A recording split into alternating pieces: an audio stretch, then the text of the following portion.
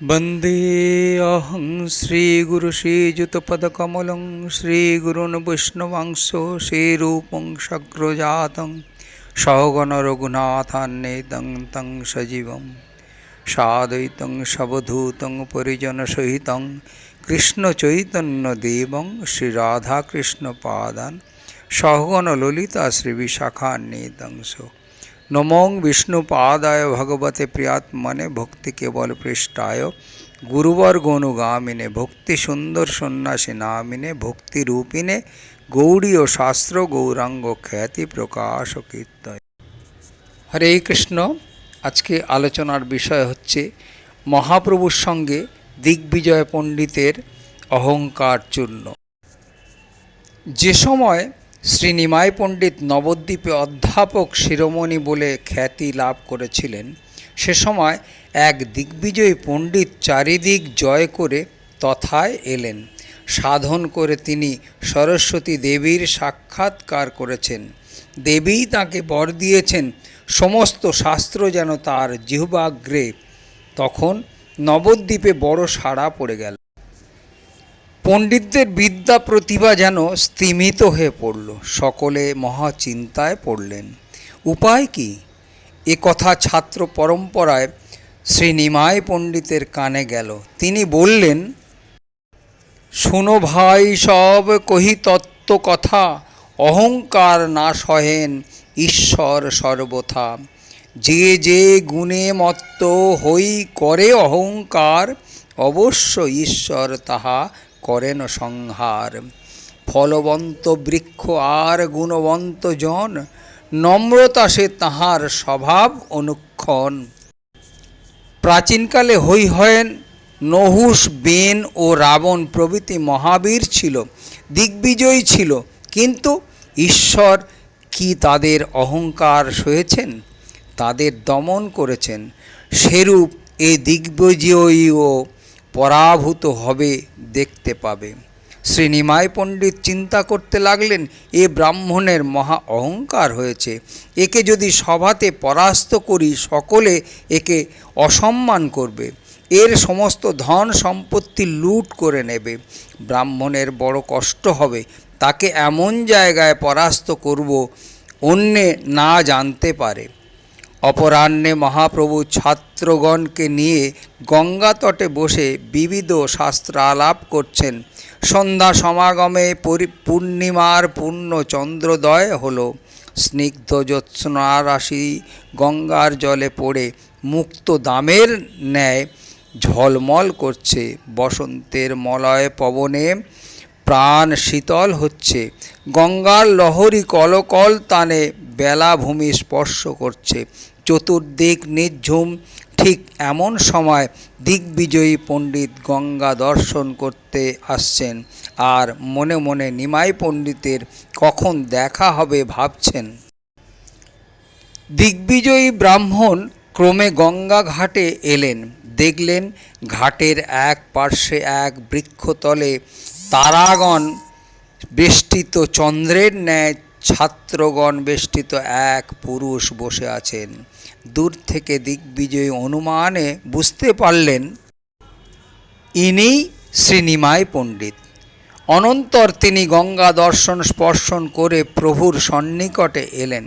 প্রভু তাকে দেখা মাত্রই গাত্রোত্থান করে স্বাগত করলেন এবং মৃদু হাস্য করতে করতে খুব স্নেহভরে সভা মধ্যে বসালেন। কিন্তু ব্রাহ্মণ প্রভুর ঐশ্বরিক প্রভাব দেখে সম্ভ্রমযুক্ত হলেন। শ্রী মহাপ্রভু বললেন, আপনি ব্রাহ্মণ মহাপণ্ডিত, আপনার দর্শনে আমরা ধন্য, পবিত্র হলাম। তখন দিগ্বিজয়ী প্রভুর পরিচয় শুনতে চাইলেন। ছাত্রগণ পরিচয় দিলেন। প্রভু হাস্য করতে করতে বললেন, আমি শিশু মাত্র, ব্যাকরণ পড়াই মাত্র, লোকে পরিহাস করে পণ্ডিত বলে। প্রভুর মধুর আলাপে ব্রাহ্মণের প্রাণ শীতল হলো। তিনি খুব সুখী হলেন। বললেন, বেশ, আপনার আলাপে সুখী হলাম। আপনি শিশু শাস্ত্র ব্যাকরণের পণ্ডিত।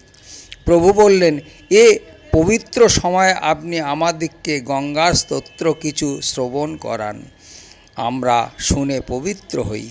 ব্রাহ্মণ গঙ্গার স্তোত্র রচনা করে অনর্গল পাঠ করতে লাগলেন। সরস্বতী দেবী তাঁর কণ্ঠদেশে বিরাজমান শুনে প্রভু ও ছাত্রগণ ধন্য ধন্য বলে প্রশংসা করতে লাগলেন।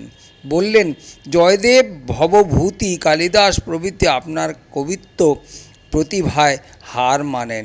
আপনার শ্লোকের যে বড় অভিপ্রায় আপনি নিজে জানেন, তাই আপনি যদি দু একটি শ্লোকের অর্থ শোনান তবে আমরা কিছু বুঝতে পারি।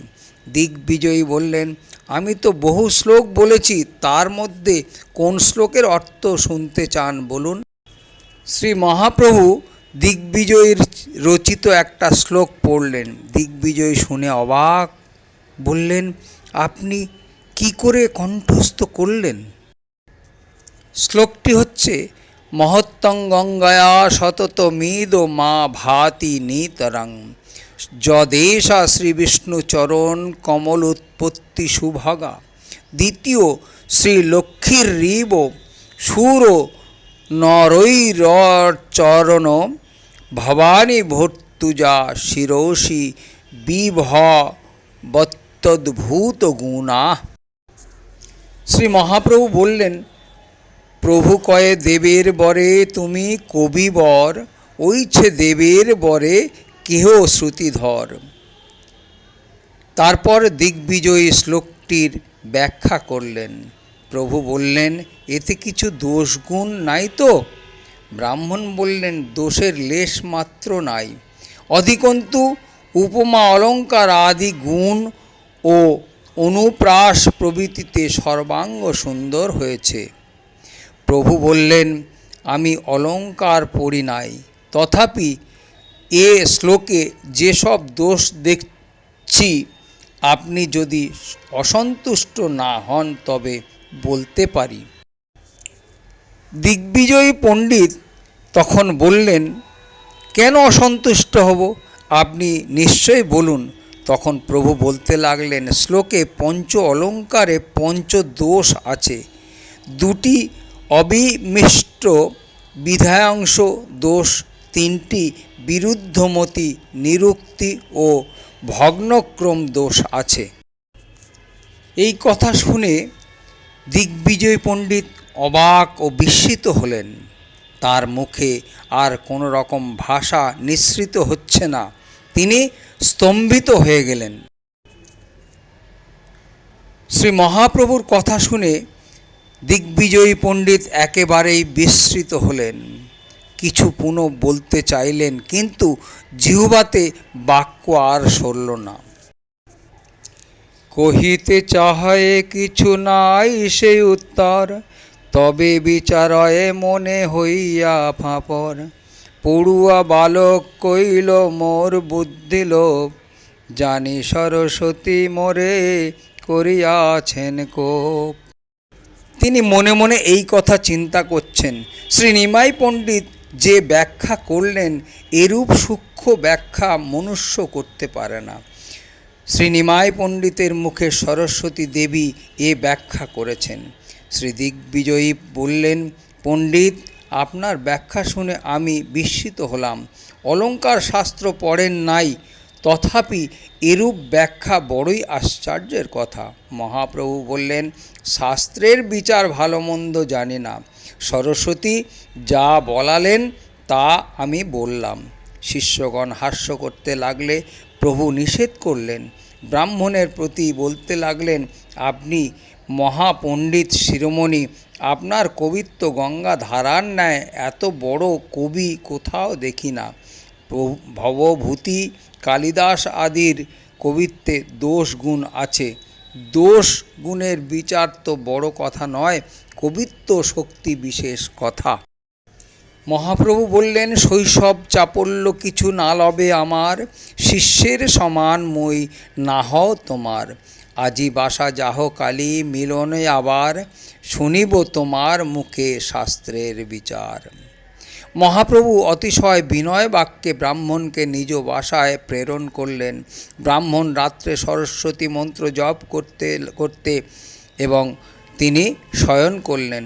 সরস্বতী দর্শন দিয়ে তাকে বলতে লাগলেন, জ্বর ঠাঁই তোমার হইল পরাজয়, অনন্ত ব্রহ্মাণ্ডনাথ সেই সুনিশ্চয়।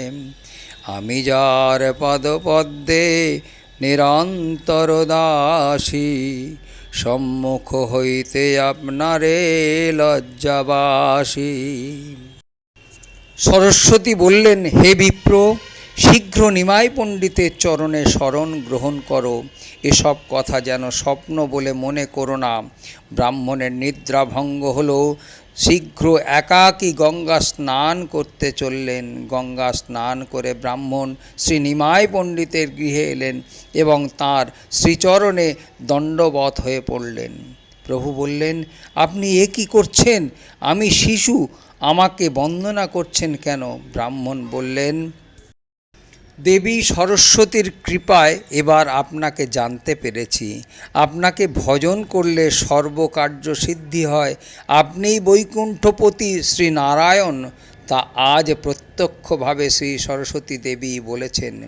তখন মহাপ্রভু বলতে লাগলেন, শোনো দ্বিজবর, তুমি মহাভাগ্যবান। সরস্বতী যার জিহ্বায় অধিষ্ঠান, দিগ্বিজয় করিবা বিদ্যার কার্য নহে। ঈশ্বর ভজিলে সেই বিদ্যা সত্য কহে। মন দিয়া বোঝ দেহ ছাড়িয়া চলিলে, ধন বা পৌর সঙ্গে কিছু নাহি চলে। এতেকে মহান্ত সব সর্বপরিহরি, করে ঈশ্বর সেবা দৃঢ় চিত্ত করি। এতেকে ছাড়িয়া বিপ্র সকল জঞ্জাল, শ্রীকৃষ্ণ চরণ গিয়া ভজ সকল। যাবৎ মরণ নাহি উপসন্ন হয়, তাবৎ সেব কৃষ্ণ করিয়া নিশ্চয়। সেই সে বিদ্যার ফল জানিহ নিশ্চয়, কৃষ্ণপদ পদ্মে যদি চিত্তবৃত্ত রয়। মহা উপদেশ এই কহিল তোমারে, সবে বিষ্ণু ভক্তি সত্য অনন্ত সংসারে। এত বলি মহাপ্রভু সন্তোষিত হইয়া, আলিঙ্গন করিলেন দ্বিজেরে ধরিয়া। পাইয়া বৈকুণ্ঠ নায়কের আলিঙ্গন, বিপ্রের হইল সর্ববন্ধ বিমোচন। এ সমস্ত উপদেশ শ্রবণ করে দিগ্বিজয়ী ব্রাহ্মণ সেই দিবস সব সঙ্গরহিত হয়ে কৃষ্ণ ভজনে প্রবৃত্ত হলেন। যত ধন সম্পত্তি ছিল সব কিছু মানুষের মধ্যে বিতরণ করে দিয়ে তিনি ভগবান চৈতন্য মহাপ্রভুর শরণাপন্ন হলেন। এ দিগ্বিজয়ী সম্বন্ধে শ্রী ভক্তি সিদ্ধান্ত সরস্বতী প্রভুপাদ বললেন, ইনি নিম্বার্ক সম্প্রদায়ভুক্ত বড় ষড়দর্শন বেত্তা শ্রী কেশব ভট্ট। ইনি ক্রমদীপিকা নামক স্মৃতিগ্রন্থ রচনা করেন। তাতে শ্রী রাধা গোবিন্দের উপাসনা সম্বন্ধে বিশেষ বর্ণনা আছে। হরে কৃষ্ণ কৃষ্ণ কৃষ্ণ হরে হরে, হরে রাম রাম রাম হরে হরে। জয় শ্রীকৃষ্ণ চৈতন্য প্রভু নিত্যানন্দ, শ্রী অদ্বৈত গদাধর শ্রীবাসাদি গৌর ভক্তবৃন্দ। বঞ্ছাকল্পতরুভশ্চ কৃপা সিন্ধুভ্য এব চ পতিতানাং পাবনেভ্যো বৈষ্ণবেভ্যো নমো নমঃ। নমস্কার ভক্তবৃন্দ, আজকে এই পর্যন্ত। পরবর্তী লীলা পরবর্তী ভিডিওতে আস্বাদন করতে থাকুন।